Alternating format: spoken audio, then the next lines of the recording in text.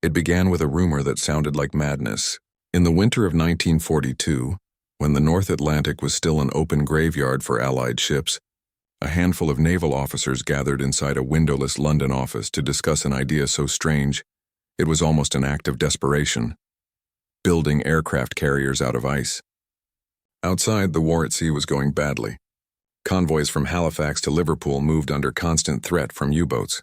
Steel was scarce, shipyards overwhelmed, and every new carrier took years to build. The ocean itself seemed to favor the enemy, cold, vast, and different. Britain's Prime Minister Winston Churchill, searching for any answer that could change that arithmetic, scribbled a note to his scientific advisor. It read, "Think of floating islands, something big enough to carry planes and unsinkable by torpedo." Beneath the line, he added almost as a dare, "Use ice if you must." The note reached Geoffrey Pike, a civilian strategist who looked more like a professor than a soldier. Pike believed unconventional problems required impossible solutions. His mind never respected categories. To him, ice was not an obstacle but a resource. What if, he wondered, engineers could freeze water into walls thicker than steel? Fortresses that repaired themselves in cold water. Icebergs, after all, did not sink when hit. They merely melted. To Pike, the idea was not absurd.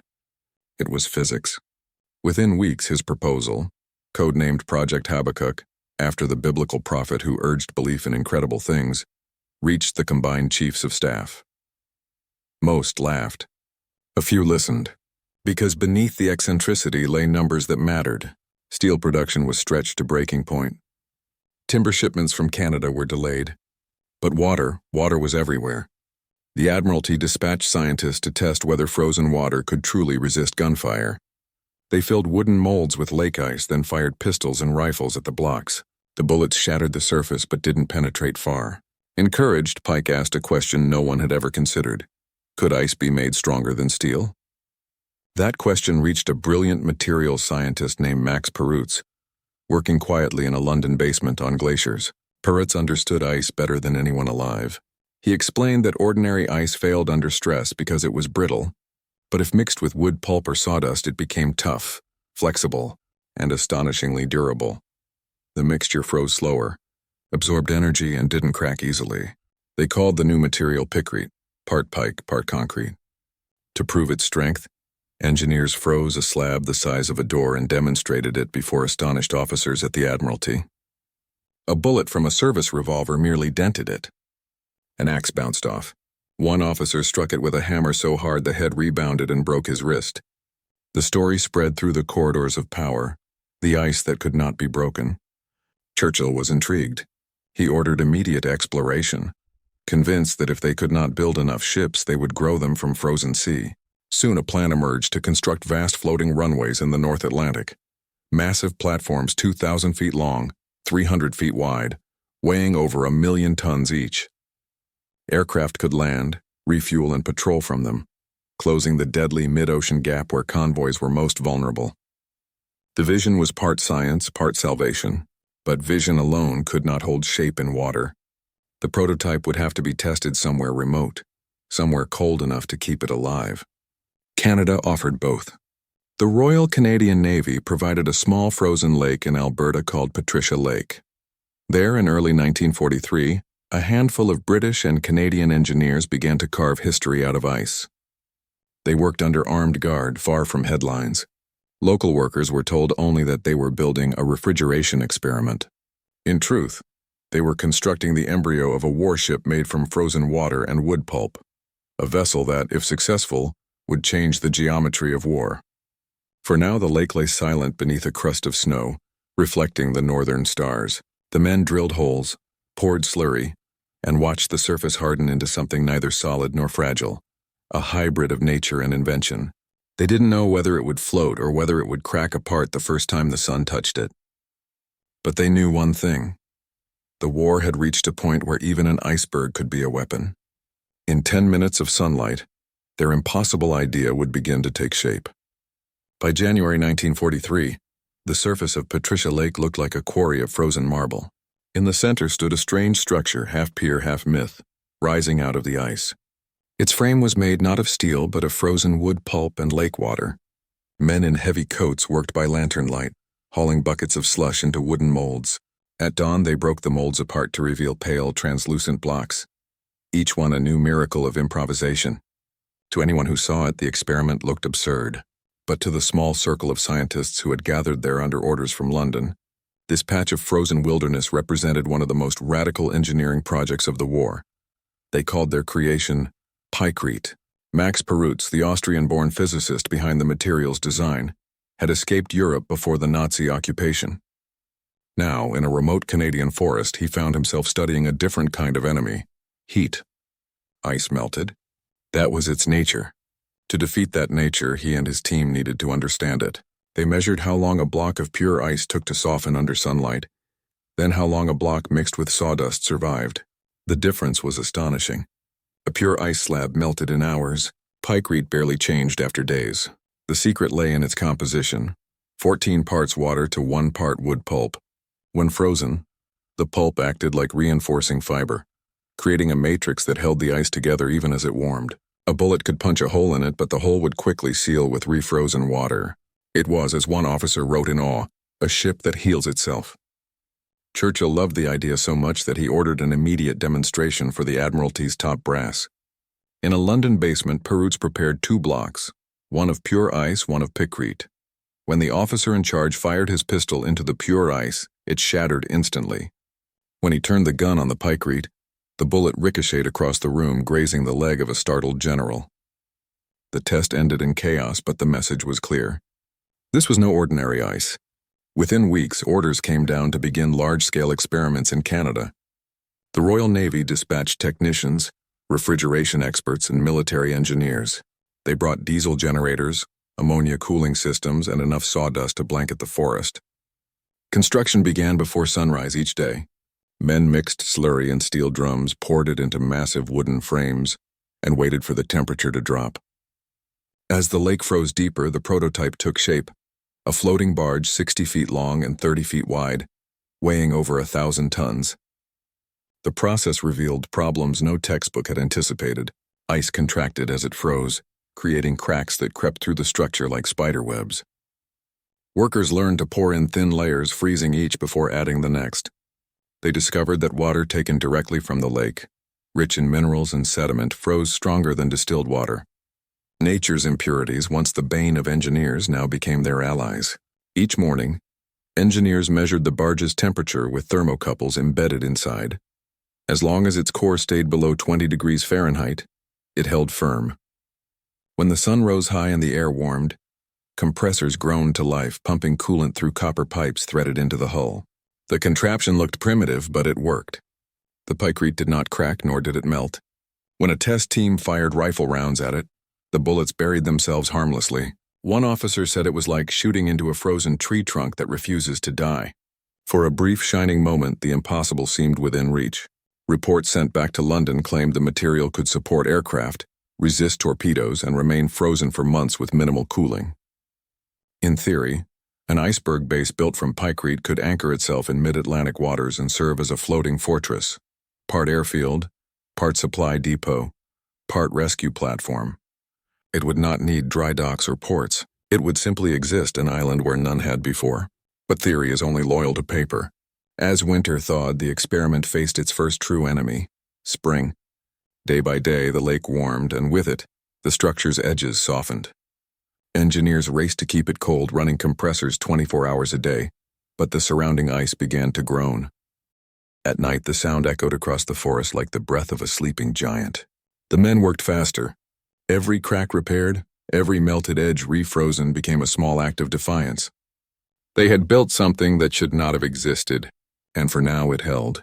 In 10 minutes, London would receive the cable that changed everything. Pykrete floats, structure stable, request permanent base authorization. The telegram reached London on a frozen February morning in 1943. 3 short lines, typed in plain language, hid one of the strangest military breakthroughs of the war. Pykrete floats, structure stable, request permanent base authorization. Within hours, copies landed on the desks of the Admiralty, the Ministry of Aircraft Production, and the office of the Prime Minister himself. Winston Churchill, who had once idly scrawled the idea of floating islands in a memo, now saw his impossible daydream become feasible engineering. He ordered an immediate briefing. "If it floats," he said, "then let us make it fight." Thus began Operation Habbakuk, a project so audacious it bordered on fantasy, to build an entire fleet of aircraft carriers from frozen water. Each would be 2,000 feet long, 300 feet wide, and over 200 feet thick, larger than any ship yet conceived. Its hull would consist of pykrete, insulated by cork and cooled by an internal network of refrigeration pipes. On its deck, heavy bombers could land and refuel. Beneath, a small army could live for months, and because it floated low in the water, no torpedo could sink it. The worst they could do was melt a dent. Strategists loved the numbers. A single Habbakuk carrier could patrol the mid-Atlantic air gap, where Allied convoys were dying fastest. From it, patrol planes could spot U-boats days before they reached their prey. Its surface could also host anti-submarine aircraft, weather stations, and radar posts. To Churchill, it meant control of the Atlantic. To engineers, it meant the greatest construction challenge in human history. The first planning meeting took place inside an underground room at the Dorchester Hotel. Around the table sat a peculiar mix: admirals in uniform, Canadian lumber executives, refrigeration engineers, and one man wearing a scarf instead of a tie, Jeffrey Pike. His restless energy filled the room. He argued that the ships could be produced in Canada, where the cold would preserve them naturally, then towed into service by powerful tugs. The Canadians could supply the wood pulp, the British the refrigeration systems, the Americans the funding. "Nature," Pike said, "has already built the hull. We need only shape it." Not everyone was convinced. Admiral Mountbatten, Churchill's trusted scientific liaison, loved the vision but worried about logistics. How could they freeze millions of tons of water in wartime when even steel was rationed? What would happen in summer? Would the ice survive a North Atlantic storm? Peretz, now back in London, answered with slides of glacier studies and stress diagrams. Pykrete, he explained, did not behave like brittle ice. It bent before it broke. Its compressive strength rivaled concrete, and its buoyancy was unmatched. With enough insulation and internal cooling, a berg ship could survive indefinitely. The room fell silent. For a moment, belief outweighed disbelief. By spring, the Allies had approved funding for a full-scale prototype, Habbakuk Fryer, to be built in Canada under total secrecy. The order was issued by Lord Mountbatten himself. The project's cover story described it as testing methods for Arctic supply storage. Only a handful of officials knew its real purpose: to turn ice into an unsinkable fortress. As plans expanded, the numbers grew surreal. Each ship would require nearly 40,000 tons of wood pulp and over 1 million tons of water. The refrigeration system would run through 40 miles of piping powered by onboard diesel plants. The vessel's sides would be 40 feet thick at the waterline, ensuring that torpedoes would explode harmlessly within outer layers of pykrete before reaching the core. Engineers calculated it could withstand direct bombardment longer than any battleship afloat. But for all its brilliance, the idea strained against reality. Transporting materials through Canadian wilderness was slow. Compressors broke down. Pulp shipments froze solid in their barrels. When engineers finally assembled the prototype, it took over 2 months just to freeze the hull. The process consumed more electricity than an entire town. Still, when the test vessel floated, its stability amazed everyone. Even after men carved sections from its side with chainsaws, it refused to sink. The prototype was barely a fraction of the size Churchill imagined, but it was enough to convince him to push forward. In a telegram to Mountbatten, he wrote, "The Navy must think big, on the scale of icebergs. Proceed boldly." The project now stood at a turning point. The scientists had proven the material. The strategists had proven the need. All that remained was to fuse imagination with industrial will. Yet beneath the optimism lurked quiet anxiety. The war was changing faster than ice could freeze. New long-range aircraft were closing the Atlantic gap by air. What if, by the time their iceberg ship was ready, the war no longer needed it? For now, though, no one dared admit doubt. They were building the impossible, and momentum itself had become their faith. In 10 minutes, at a lake in the Canadian Rockies, the world's first artificial iceberg would begin to breathe. The men who built the iceberg ship never called it by name. Official documents labeled the site as Construction Camp P9, but to the Canadians who worked there, it was simply the ice job. Hidden deep in Jasper National Park, surrounded by pine forest and ringed by mountains, Patricia Lake became one of the most secret shipyards in the world, though not a single rivet of steel ever arrived. Each morning before dawn, workers trudged across the frozen shore to a collection of makeshift huts where diesel generators rumbled like distant thunder. The air reeked of fuel and wet sawdust. Inside the sheds, engineers mixed the slurry that gave Pickreed its strength, wood pulp, water, and the precise ratio of cold. The mixture steamed in the open air before freezing into solid slabs that glistened blue under lantern light. The slabs were then winched across the ice and lowered into position, locked together with steel cables and frozen seams. At first, progress was glacial, literally. The lake froze unevenly, and cracks spidered through the molds before the mixture hardened. The men learned to pour in thin layers 10 inches at a time, freezing each before adding the next. When temperatures plunged below zero, the structure grew in a rhythm that echoed nature itself, slow, patient, inevitable. By mid-February, a floating barge took shape. 60 feet long, 30 feet wide, its hull 20 feet thick. It wasn't a warship yet, but it was a beginning. Power lines snaked down from the forest to feed the compressors that kept the structure alive. The heart of the system was a continuous loop of coolant running through copper pipes embedded inside the ice. The generators groaned day and night, fighting an invisible battle against entropy. Every hour, a technician checked gauges and temperatures. If the coolant stopped flowing, the entire hull could soften and collapse within days. The men called the pipes the veins, and the name stuck. For comfort, they built a small mess hall where engineers and laborers ate together. Stew, coffee, biscuits half frozen before they hit the table. Many were young draftees from Alberta who didn't fully understand what they were building.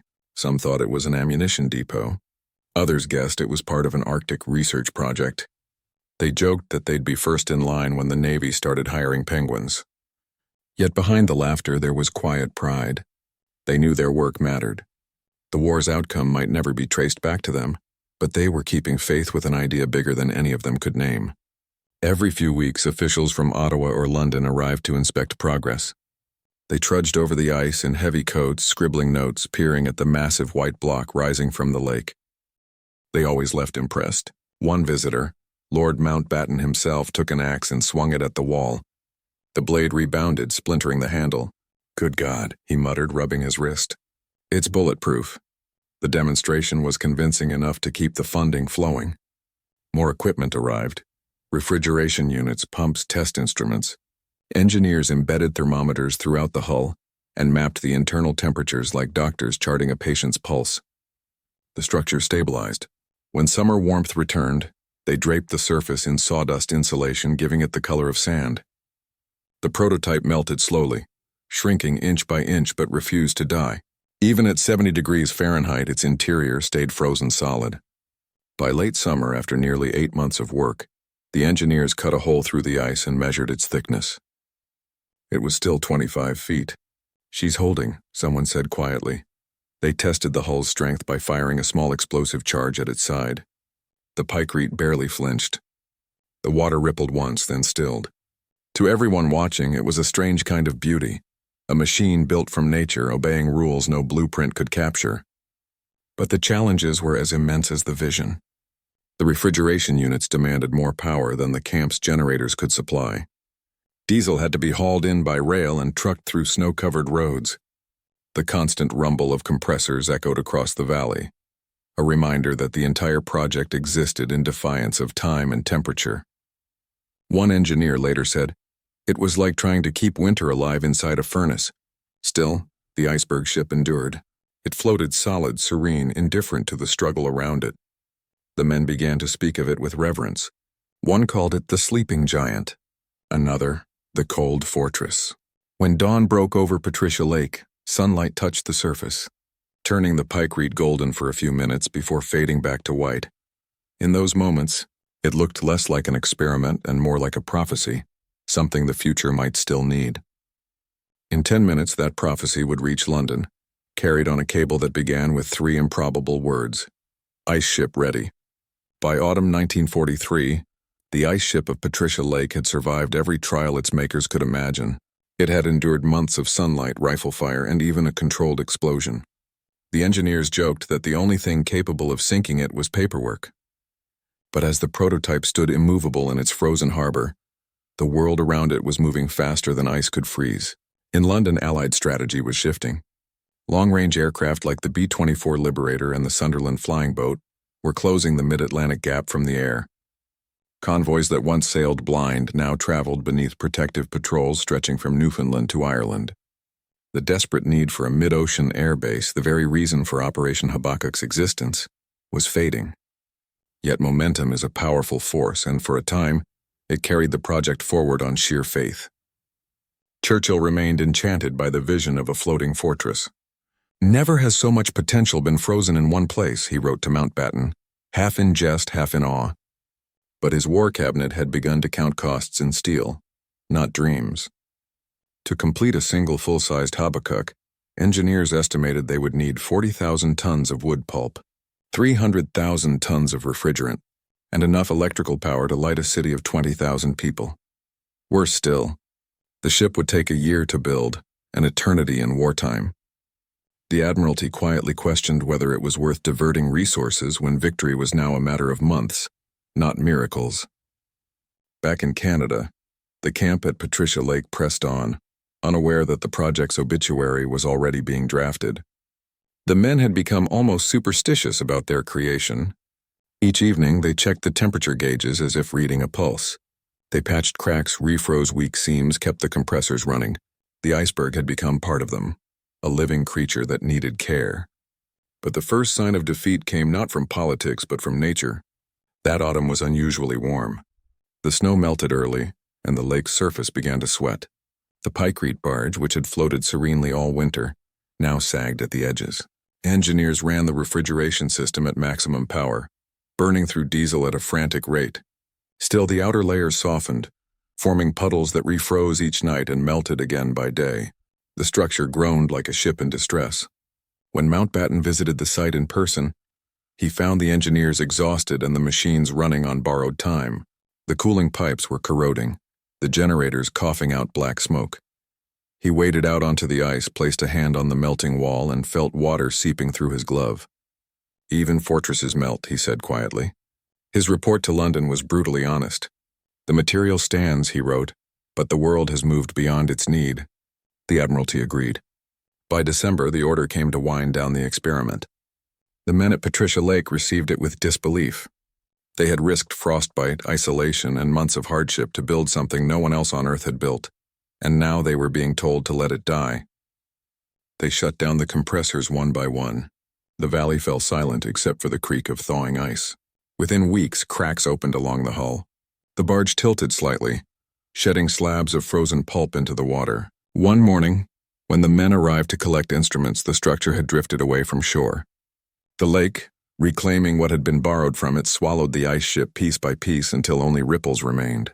The experiment was officially declared terminated with partial success. Churchill moved on to the next crisis. Geoffrey Pike, whose imagination had birthed the idea, faded from the war's headlines. Max Perutz returned to academic work, where his understanding of frozen structures would later help him unravel the mysteries of human proteins, a discovery that would earn him a Nobel Prize. But he never forgot those months in Canada, when science tried to outwit nature and almost succeeded. The remains of Habbakuk sank to the bottom of Patricia Lake, where the water stayed cold enough to preserve them. Fishermen who cast their lines there in later years sometimes felt their hooks catch on something solid and unyielding beneath the surface. They said the lake had a secret heartbeat, a hum that rose faintly through the water when the wind was still. In 10 minutes, the last photograph of the project, a black and white image of men standing proudly atop a glacier-white hull, would be filed away in a folder marked "Cancelled, 1944," but the dream of unsinkable ice was not gone. It was simply waiting to be rediscovered by another generation who would once again try to build permanence from impermanence. When the engines finally fell silent at Patricia Lake, winter crept back across the valley as if to erase all evidence of what men had done there. Snow covered the worksheds and frozen pipes, and soon the only sound was the groan of ice shifting under its own weight. What had been the beating heart of a secret naval dream was now just another patch of wilderness, quiet and unremarkable. In London, Operation Habbakuk faded from the paperwork of victory. The Allies had taken back the Atlantic. New bases in Greenland and Iceland closed the air gap, and long-range aircraft turned the once deadly convoys into safe passageways. When Germany surrendered, the world celebrated with fireworks and parades, not with the memory of a ship made of ice. T's files were stamped terminated, its reports boxed and shelved. But memory has a way of freezing in unexpected places. In 1946, a Canadian forestry worker skated across Patricia Lake and saw something dark below the surface, a line that didn't belong. As spring thawed the snow, he returned in a canoe and found a section of what looked like a metal pipe rising from the depths. It wasn't steel. It was copper, greened with age. He tugged it loose and carried it to town. The story spread quickly. Something was buried in the lake. A year later, divers from the Canadian Army were sent to investigate. Beneath 20 feet of icy water, they found the remains of the prototype hull, perfectly preserved. The wood pulp had hardened into a substance like stone. Even the refrigeration pipes, though corroded, remained intact. When they cut a section free, the core temperature was still below freezing. The lake had become its own refrigerator, protecting the artifact that once defied logic. Reporters wrote brief, curious articles. The ice ship that wouldn't die. Then the story disappeared again, buried under the noise of post-war reconstruction. Most of the project's engineers had moved on to other work. Bridges, dams, factories, anything made of solid, sensible materials. But every now and then, a former Habbakuk man would mention it over coffee. How they had built a mountain that could float. How it had held together under rifles and fire. How it had simply melted away when the world no longer needed it. They spoke of it the way sailors talk about mirages. Half science, half ghost story. In 1950, a young physicist named Douglas Hartley visited the site during a research trip. He borrowed a rowboat and used a crude sonar unit to map the lake floor. What appeared on his graph startled him. A rectangular outline 60 feet long lying parallel to the shore. He sent his findings to the National Research Council, which quietly filed them away. A note in the margin read, "Remains of Project Habbakuk. Recommend no further publicity." The Cold War had begun, and secrecy once again wrapped the story in frost. For decades afterward, the site remained untouched. Locals told tourists about the ship under the ice, but few believed it. It was too strange, too whimsical to be true. Yet when divers finally returned in the 1970s, equipped with proper suits and cameras, they found the legend intact. Pykrete samples retrieved from the depths still held their form, white and dense as marble. Even after 30 years, the material resisted chipping. Nature, it seemed, had preserved the failure as though she admired its ambition. The recovered fragments went to museums and laboratories. Scientists tested their composition and confirmed the old formulas. 14 parts water, 1 part wood pulp. The simplicity of it felt almost poetic. Out of ordinary materials, wartime engineers had conjured something timeless. It had failed as a weapon, but succeeded as a lesson. That innovation is rarely linear, and that even the most impractical dreams can leave behind enduring truths. In 10 minutes, one of those truths would resurface in an unlikely place. A naval design bureau studying Arctic operations would uncover an old folder labeled Habbakuk Feasibility Reports.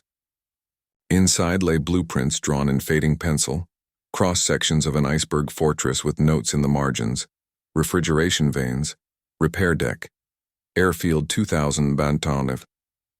On the last page, a single phrase. When the world grows cold again, remember this. At the bottom of Patricia Lake, the prototype still sleeps. Divers say the water feels different there, denser, quieter, as though sound itself hesitates to return. They say if you listen long enough, you can hear the faint hum of coolant pipes frozen in time, waiting for orders that never came. And above, the mountains keep their silence, remembering the winter when men tried to make war out of water, and almost succeeded. Long after the war, when the world divided itself into spheres of influence and silence, the legacy of Project Habbakuk drifted quietly beneath the surface of progress. It was never celebrated, never condemned, just filed away, waiting for the next generation of engineers to rediscover what their predecessors had already learned, that even nature could be engineered if one was stubborn enough to try. In the 1950s and 60s, as the Cold War pushed science into new frontiers, the old logic of ice as armor found strange new echoes.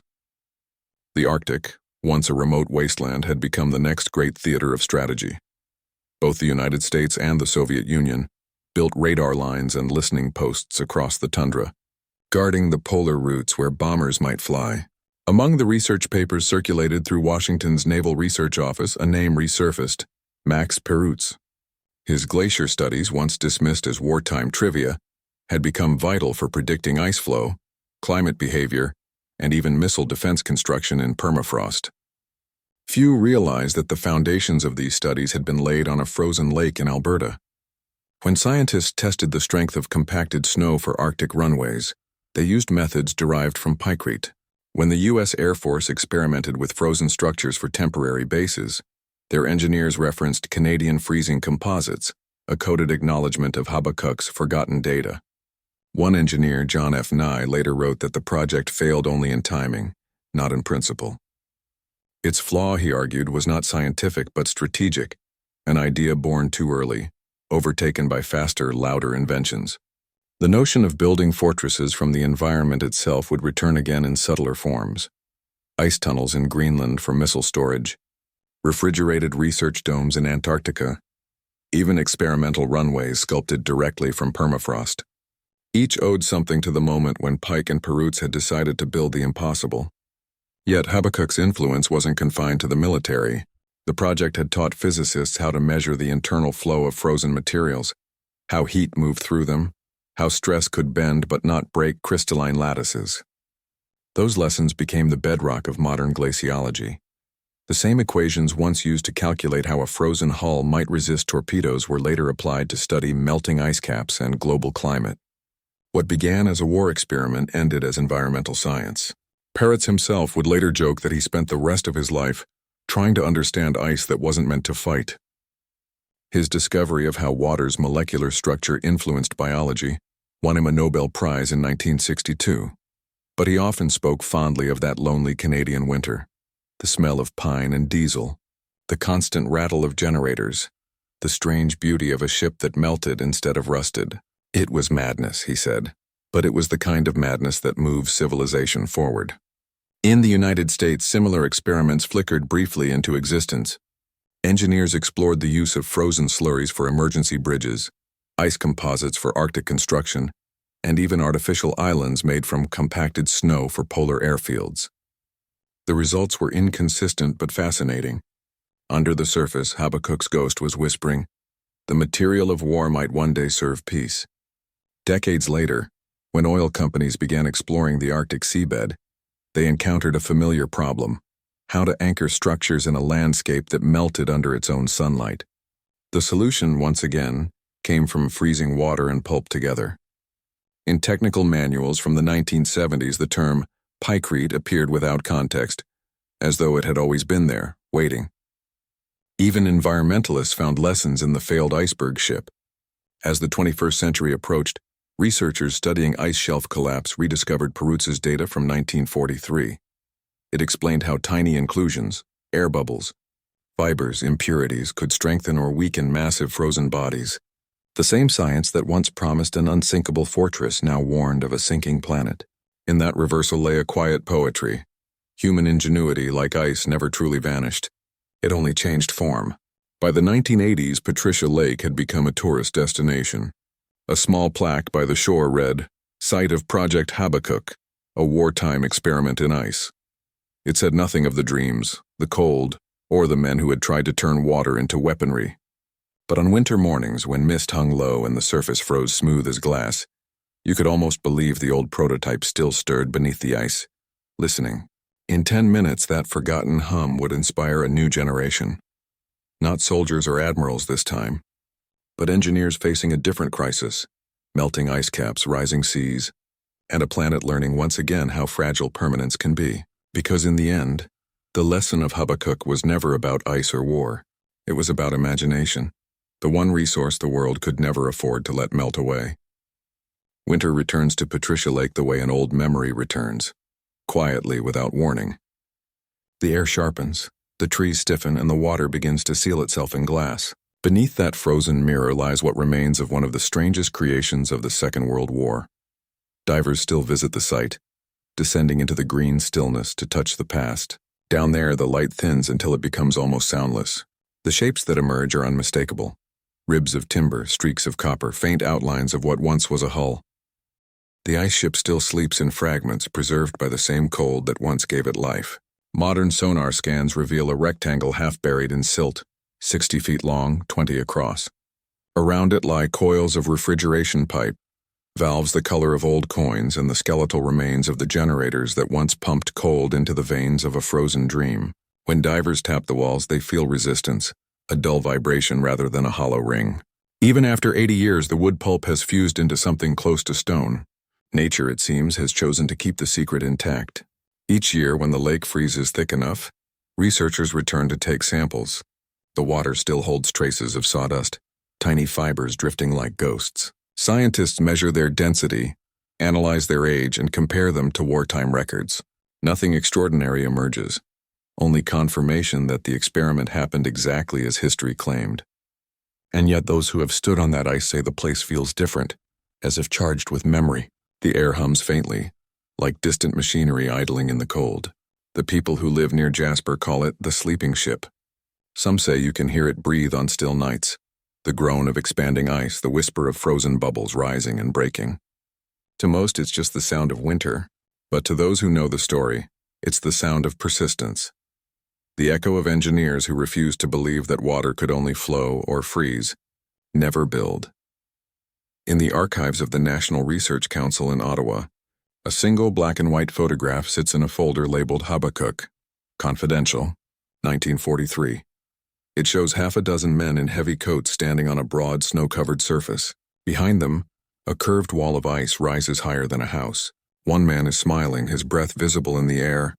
Another is looking down as if listening to something beneath his boots. On the back of the photo, someone has written in pencil, "She floats." That photo has been reproduced countless times, usually in books about wartime inventions that went nowhere. Bat bombs, pigeon missiles, sound mirrors. Yet few who look at it notice the quiet dignity in those faces. They weren't building a fantasy. They were fighting despair with creativity, trying to bend nature just enough to survive one more season of loss. For a brief moment, they succeeded. Today, the descendants of those ideas live on in places the men of Habbakuk could never have imagined. In the Arctic, engineers carve runways into glaciers for supply aircraft. In Greenland, climate scientists use reinforced ice tunnels, built on the same principles as Pickrete, to house sensitive instruments. And across the world, environmental architects study ways to use frozen water as temporary infrastructure, building bridges and shelters that melt harmlessly when their purpose ends. The line between war and peace, between invention and imagination, has blurred.